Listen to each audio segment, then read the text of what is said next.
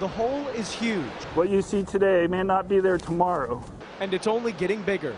We wouldn't be surprised if by the end of this wet season, much of the lower portion of the spillway has been eroded away.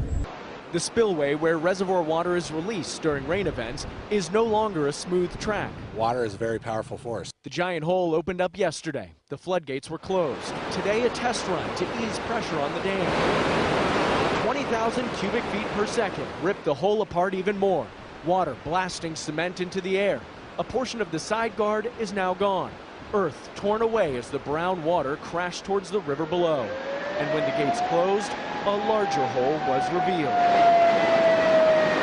Tense moments and concern above the dam and below the spillway could lead to a more serious situation with the dam itself. Officials, though, quickly calming those fears. We do not believe that there's an imminent danger to the dam. The spillway problem persists, and the water, it must go somewhere. We still have some room to absorb the water coming in. Long term, yeah, we're going to have to move water out of the lake.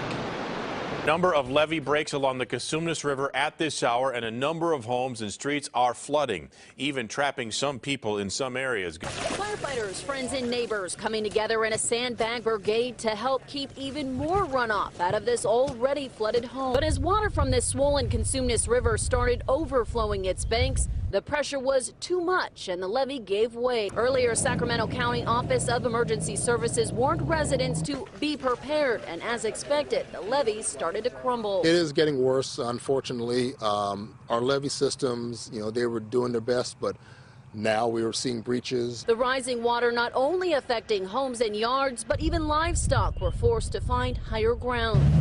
For many who've been around for decades, they know the river's power, but were banking the levees would hold. We're hoping that the amount of water that is escaping will go into the farmlands, but we're finding that there are some situations where homes may be possibly impacted by this. Officials say it's a waiting game to see just how much water will flow and where. We knew the water was coming and that it was going to end up here.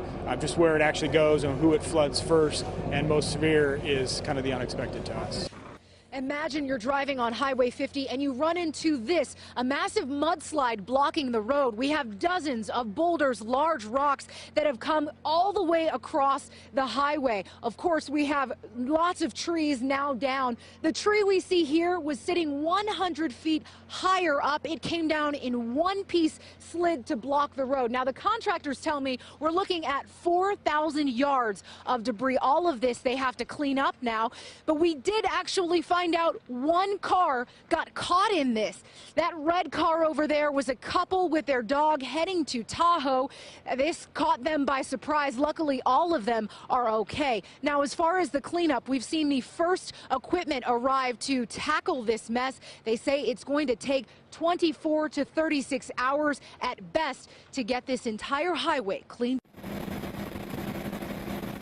What a difference a day makes. The amount of water flowing into Lake Oroville dropped from 190,000 cubic feet per second to 130,000 in less than 15 hours.